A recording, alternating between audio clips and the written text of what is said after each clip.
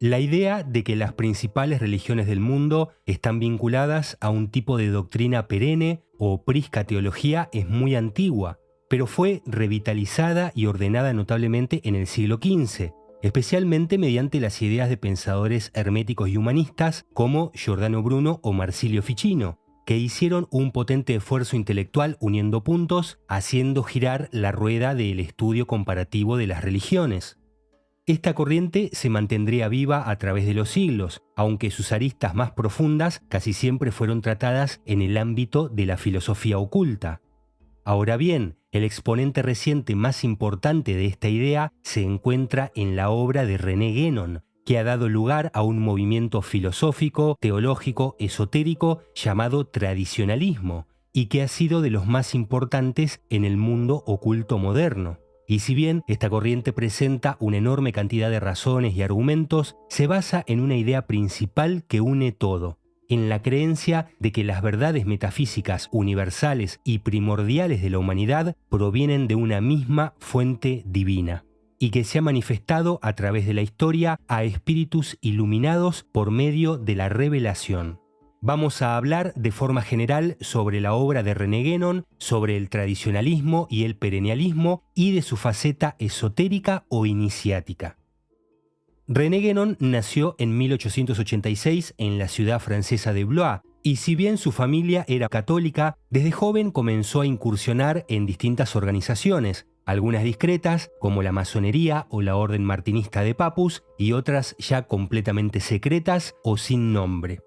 Sus estudios arcanos le permitieron comprender la filosofía oculta en la simbología y en la mitología, lo que a su vez despertó su interés por investigar distintas tradiciones espirituales, ya que le llamaba la atención cómo se repetían muchas ideas, conceptos y caracteres arquetípicos entre ellas. Se interesó en especial por las religiones orientales.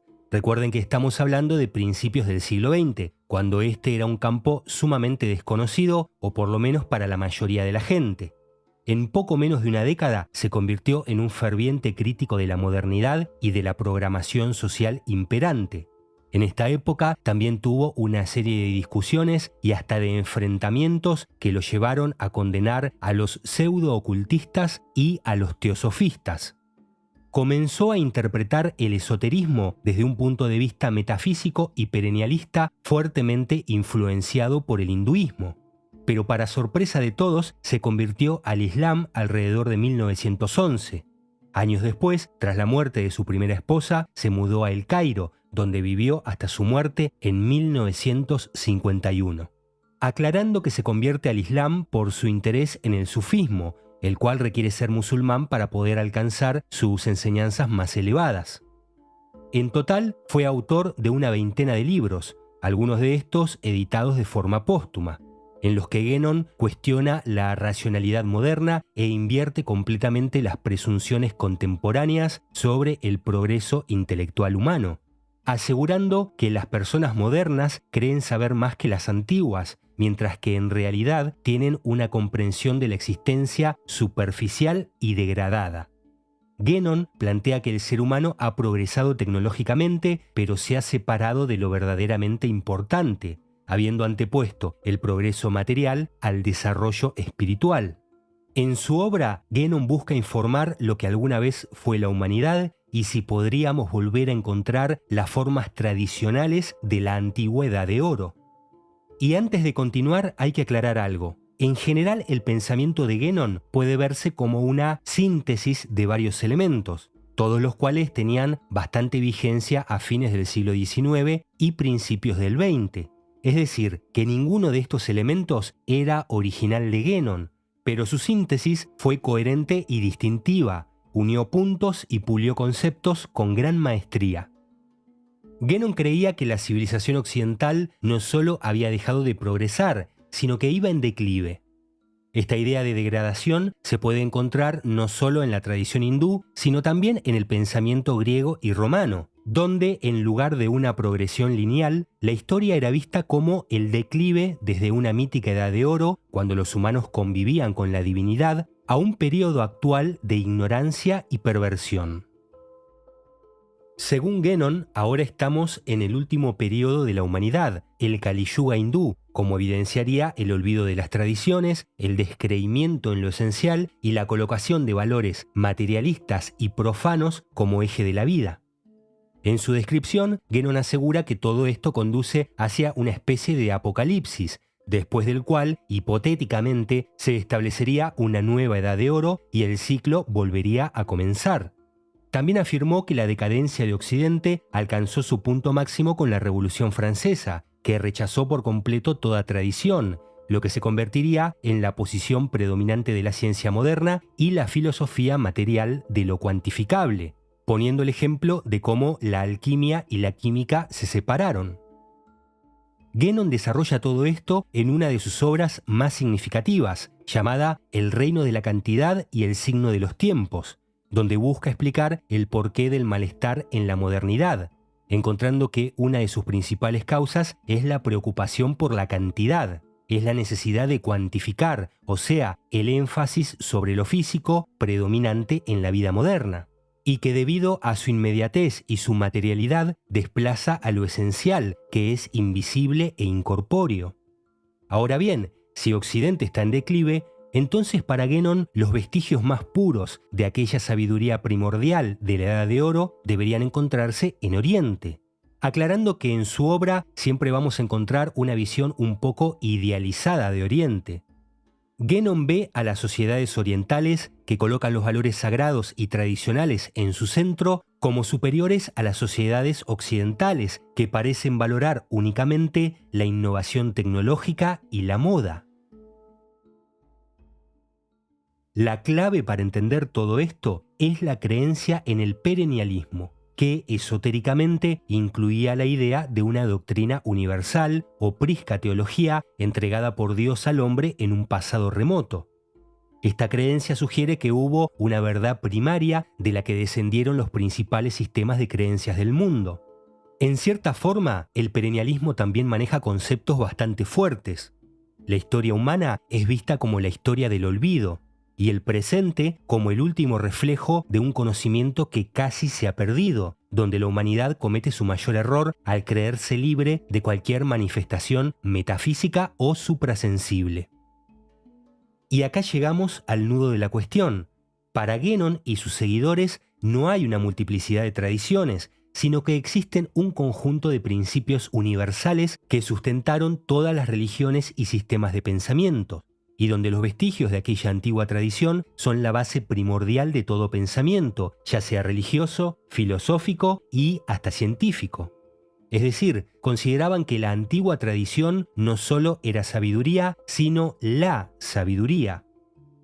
Varios de los seguidores de Guénon han tratado de aclarar lo que se quería decir con antigua tradición.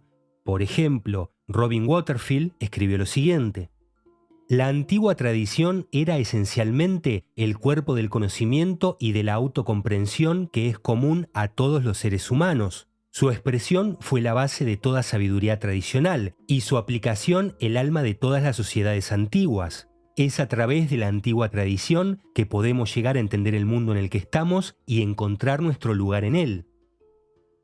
Otro perennialista de primera línea, el historiador del arte Luc Benoit, también escribió lo siguiente: la tradición es la transmisión de un conjunto de medios que permiten la comprensión de los principios inmanentes del orden universal, ya que a la humanidad no se le ha concedido comprender el significado de la existencia sin su ayuda. Es nada menos que un sistema metafísico que nos permite comprender la verdadera naturaleza de las cosas. Es como entendemos nuestro lugar y nuestro propósito.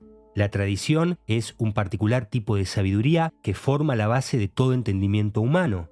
A medida que la humanidad se ha ido alejando de la tradición, nos hemos vuelto cada vez más ignorantes de los principios fundamentales que dan sentido al mundo y a nosotros mismos.